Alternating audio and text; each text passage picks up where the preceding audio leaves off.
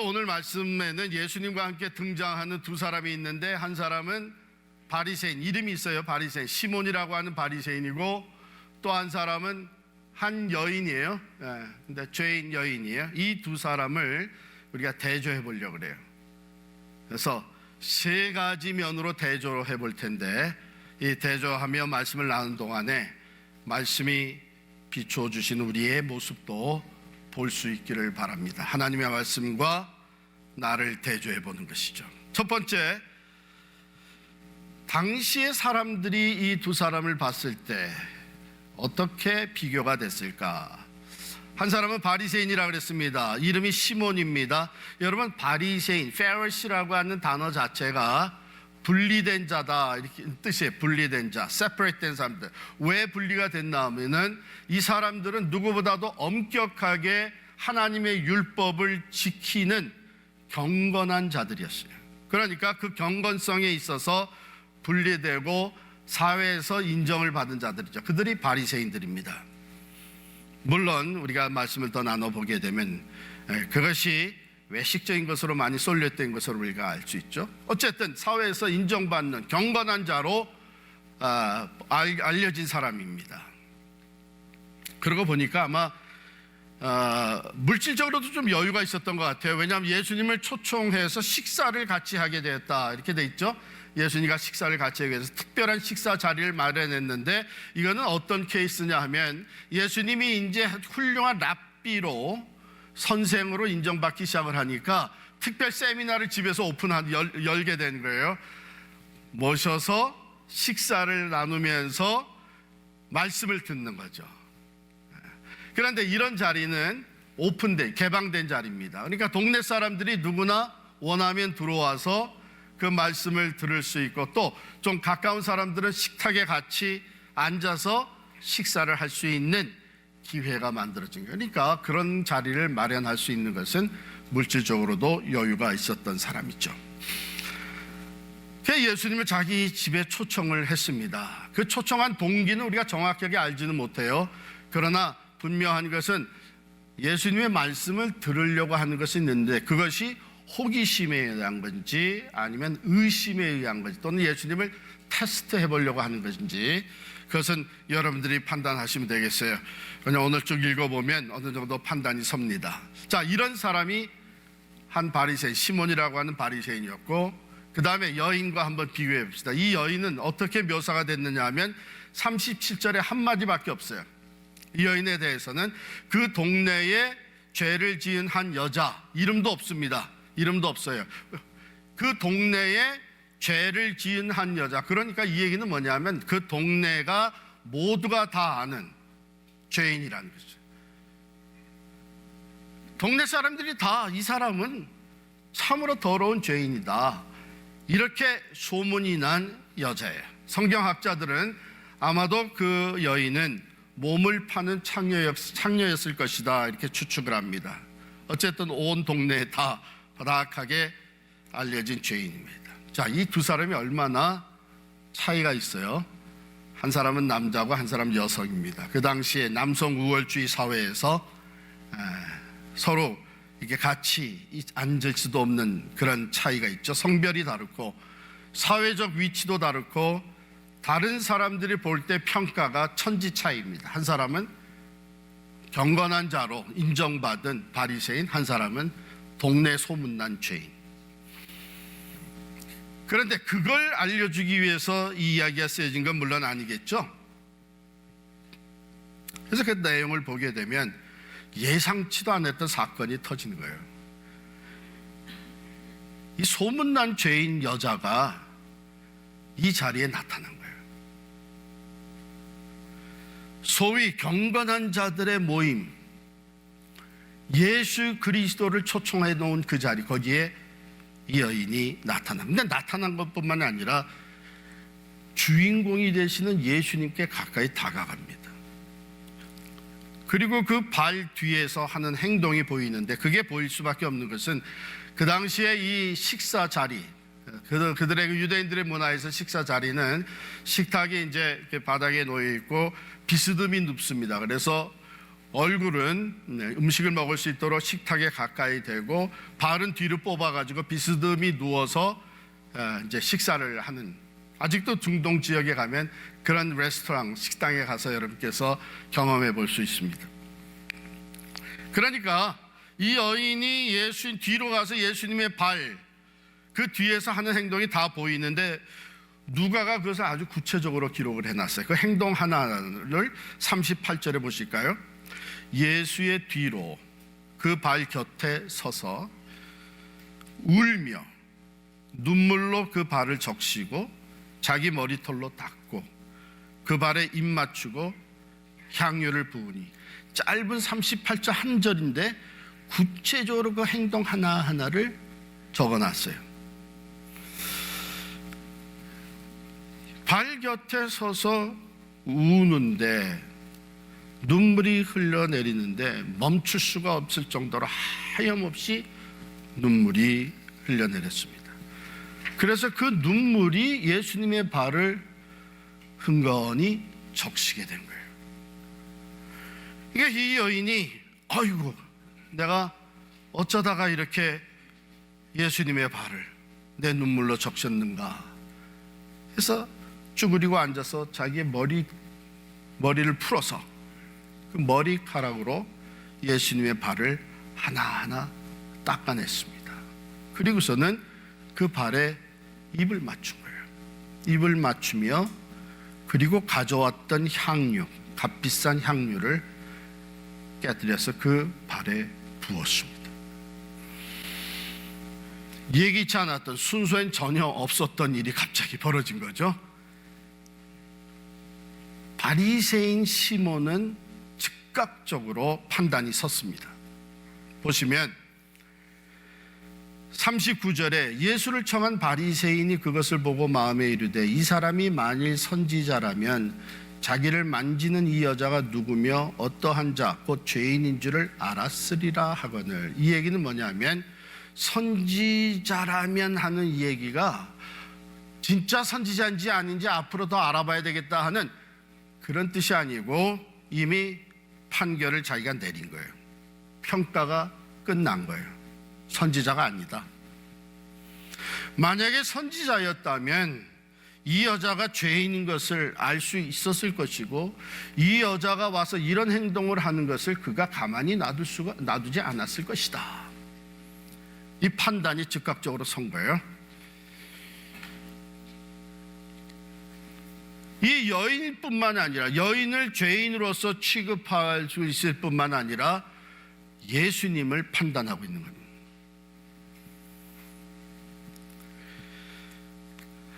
그런데 예수님은 실제로 이 여인이 누군지 다 알고 계시죠. 그것뿐만 아니라 지금 바리새인 시몬이 마음으로 생각하고 판단하고 있는 것까지도 다 알고 계신 거예요. 사람의 중심을 다 알고 계시니까요. 그래서 예수님은 시몬아, 내가 너에게 이야기를 하나 해줄게 이러면서 시몬의 마음, 시몬으로 하여금 자기 마음을 들여다보게 만드시는 비유를 가르쳐.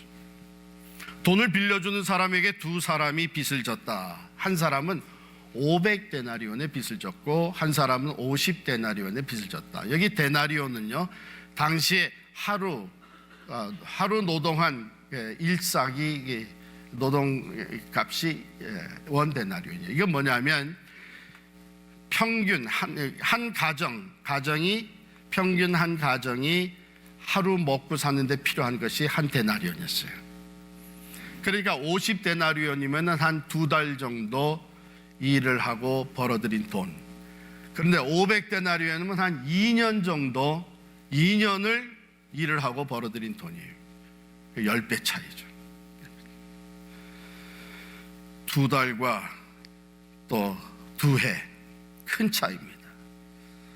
근데 둘 다 갚을 수가 없기 때문에 둘 다 100% 탕감을 해줬어요. 그리고 예수님이 물었습니다. 그렇다면 누가 더 그 주인을 사랑하게 되겠느냐? 그랬더니 바리새인 시몬이 즉각적으로 둘 중에 더 많이 탕감을 받은 사람이 아니겠습니까? 정확하게 얘기를 했습니다. 내 생각에는 많이 탕감을 받은 자입니다. 예수님이 시몬에게 옳다 말씀하시고 그 이야기를 즉각적으로 시몬에게 적용을 한 거예요. 시몬하고 여인, 지금 현 컨텍스트에 적용을 한 것이죠. 자, 보세요. 이제 대조 넘버 2.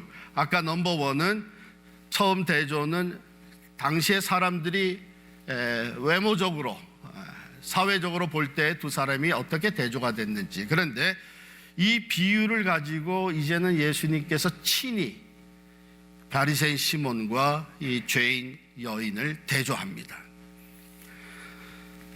내가 들어왔을 때, 네가 나를 초청해서 내가 들어왔을 때 너는 기본적인 예의라고 하는 발 씻을 물도 주지 않았지만 이 여인은 자기 눈물로 내 발을 씻고 자기 머리를 풀어서 내 발을 닦아주었다.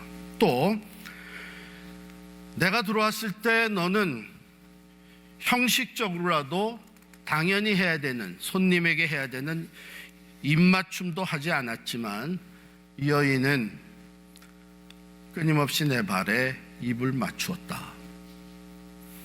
또 너는 내 머리에 인사치레로 할 수 있는 감람유도 붓지 않았지만 이 여인은 내 발에 값비싼 향유를 부었다. 이 외모적으로 사회적으로 볼 때 그 대조되는 차이 그 이상으로 지금 엄청난 차이가 극과 극이 보여지는 겁니다. 자, 그러면 이 차이가 뭐가 이렇게 중요한가? 여러분 47절에 보면 예수님이 이렇게 말씀하세요. 이러므로 내가 네게 말하노니 그의 많은 죄가 사하여졌도다. 이는 그의 사랑함이 많음이라. 사함을 받은 일이 적은 자는 적게 사랑하느니라. 예수님 말씀하시는 것은 뭐냐면 이 여인이 이렇게 사랑을 실천할 수 있어, 이렇게 헌신적인 사랑을 드릴 수 있었던 것은 이 사람이 죄사함이 크기 때문이다. 죄사함을 더 크게 받았기 때문이다. 이렇게 얘기하신 거예요. 자, 여기서 우리가 이 여인이 그 자리에 와서 이런 행동을 하기까지를 한번 살펴보겠어요. 여러분, 이게 쉬운 일이 아닙니다. 아랑곳 하지 않습니다. 왜? 받은 사랑이 너무나 큰 거예요. 사람들은 뭐라 그러든 간에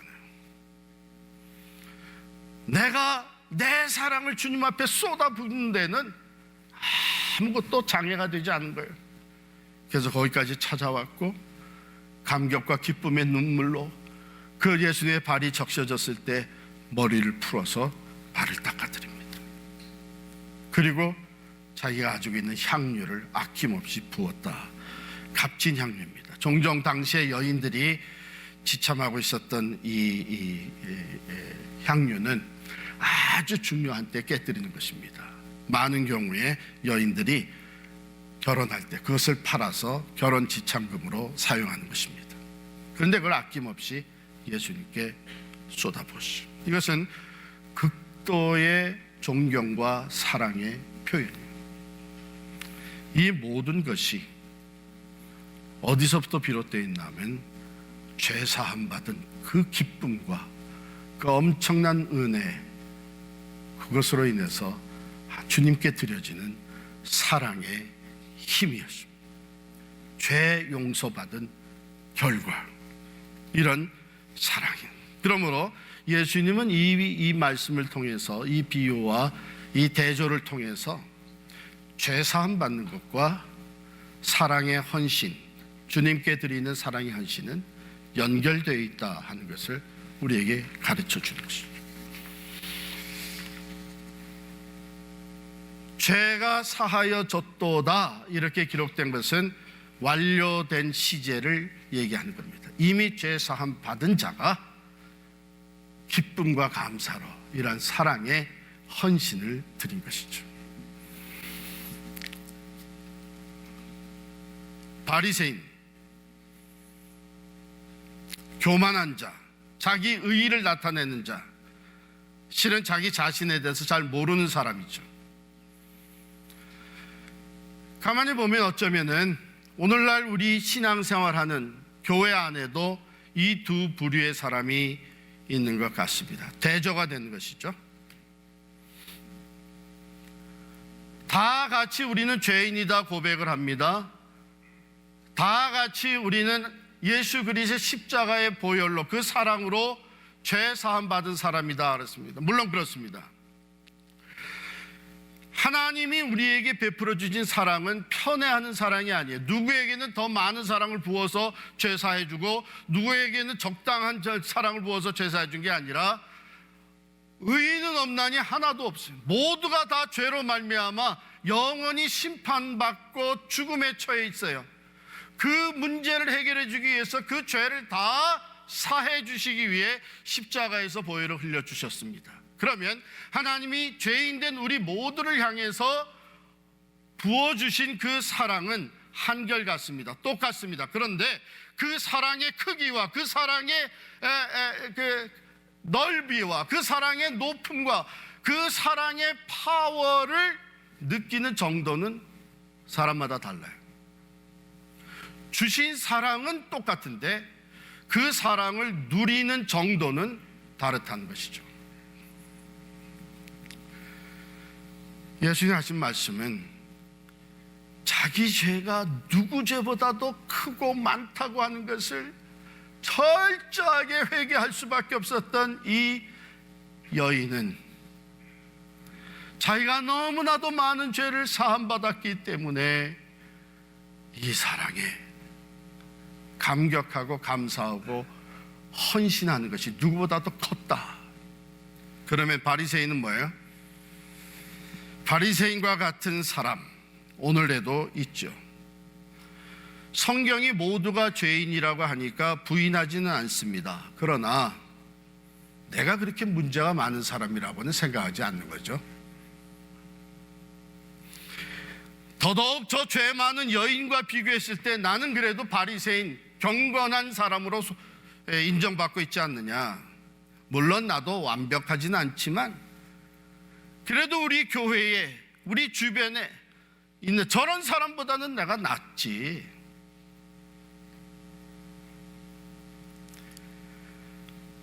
이런 사람은요, 이 바리새인과 같아서 하나님은 똑같은 십자가의 사랑을 부어주셨는데 그 사랑을 경험하고 누리는 것은 차이가 있는 거예요.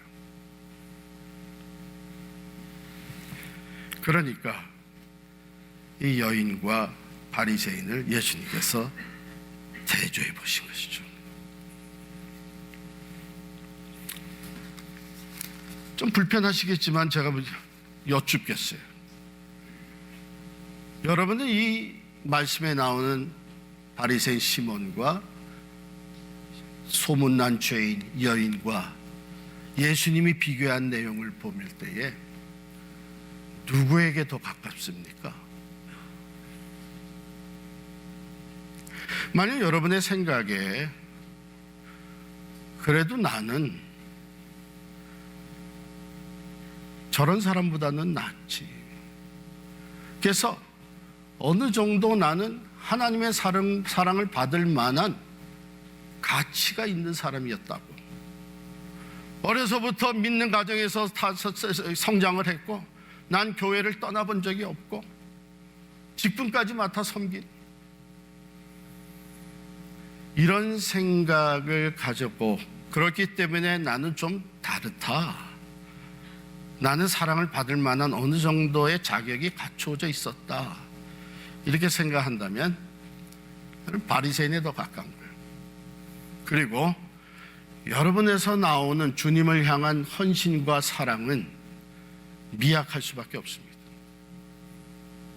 그러나 만약 이 죄인으로 소문난 여인 쪽에 더 가깝다면 난 도무지 하나님의 사랑을 받을 만한 가치가 없는 죄인이었고 죄를 따지자면 나보다 더 죄를 많이 진 사람이 있을까? 그래서 죄 사함 받은 것에 대한 은혜가 너무나도 크고 보이는 것이 그 사랑을 베풀어 주신 예수님밖에 보이지 않는다면, 그래서 이 여인과 같이 남이 뭐라고 하든 계산 없이 상황에 눌리지 아니하고 자기의 모든 것을 드릴 수 있다면 이 여인과 가까운 것이죠. 내가 주를 사랑하나이다. 그러니까 오늘 세 번째 시간입니다. 주님을 사랑하기 때문에 참된 예배자로 하나님께 나아가는 것, 첫 번째 시간이에요. 주님을 사랑하기 때문에 내가 의무적으로가 아니라 기쁨으로 그의 말씀의 계명에 순종하는 삶, 두 번째 시간이었어요. 오늘 세 번째 시간, 내가 진정 주를 사랑하기 때문에 나를 드리는, 내 시간을 드리고 내 물질을 드리고 내 봉사를 드리는 것이죠. 한번 생각해 보세요. 시간을 드리려니 너무 바빠, 분주해, 할 일이 너무 많아. 목사님, 나 정말 시간을 낼 수가 없네요. 양해해 주시기 바랍니다. 물론 양해하죠. 그러나 주님이 보시는 대조, 평가는 다릅니다. 내 삶에 있어서 나는 여전히 하위 순위구나. 다른 것이 먼저 다 우선순위고, 자, 주님 그렇게 보시고, 그럼 그렇게 될 수밖에 없는 이유가 어디 있느냐 하면, 죄 사함 받은 것에 대한 감격이 없는 거예요. 이 여인은 모든 것을 다 드릴 수 있었는데 그 이유는 죄 사함 받은 그 은혜, 기쁨, 감격이 넘쳐났던 거예요. 그러니까 보이는 게 그 다음엔 내가 사랑하는 주님, 나 같은 것도 용서하시고 구원해 주시고 죄를 씻어주신 그 주님만 보이게 되는 것이죠. 이게 사랑의 파워입니다. 여기서 진정한 사랑의 헌신과 봉사가 나옵니다. 예수님은 다른 차원에서 바리새인과 여인을 비교해서 말씀해 주심으로 말미암아 이 바리새인 자기 내면을 들여다보게 했습니다. 이제 결론으로 세 번째 대조하신 것을 말씀을 드리겠어요. 첫 번째, 외모적으로, 사회적으로 사람들에 의해서 보여지던 그 대조. 그 다음에 예수님이 그들의 마음 상태도 다 아시고 친히 중심을 보시는 주님께서 대조하셨던 것. 그 세 번째 대조는 48절에 나옵니다. 마지막에 보면 예수님께서 이에 여자에게 이르시되 내 죄 사함을 받았느니라 하시니 함께 앉아있는 자들이 속으로 말하되 이가 누구에게 죄도 사하는가 하더라. 예수께서 여자에게 이르시되 내 믿음이 너를 구원하였으니 평안히 가라 하시니라. 여기서 바리새인에 대해서는 아무 말도 안 하셨어요. 그러나 분명히 대조가 됩니다. 이 여인은 예수님께 진실된 사랑의 고백을 담아 헌신하였기 때문에, 드렸기 때문에 어떤 일이 벌어졌나 하면 죄책감에서, 모든 죄책감에서 자유함을 얻습니다. 이미 죄 사함을 받았지만, 여러분과 제가 이미 죄 사함을 받은 걸 알지만 사라지지 않는 죄책감이 있습니다.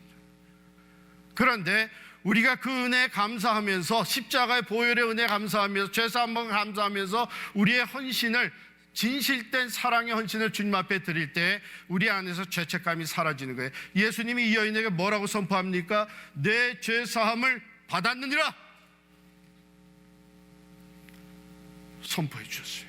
또 내 믿음이 너를 구원하였으니 평안히 가라. 다른 사람이 뭐라 그러든, 비난하고 손가락질하고 수근수근 댈지라도 하나님이 너를 축복하시니 내 믿음이 너를 구원하였으니 평안히 가라. 반면에 바리새인 시몬, 저는 솔직히 이 이야기를 들으면서 예수님이 비유를 말씀하시고 그 다음에 이 바리새인 네가 한 것과 이 여인이 한 것을 친히 아주 구체적으로 대조해 줬을 때 주여 내가 잘못했습니다. 내가 주님을 무시했습니다. 내가 속으로 의심했습니다. 판단했습니다.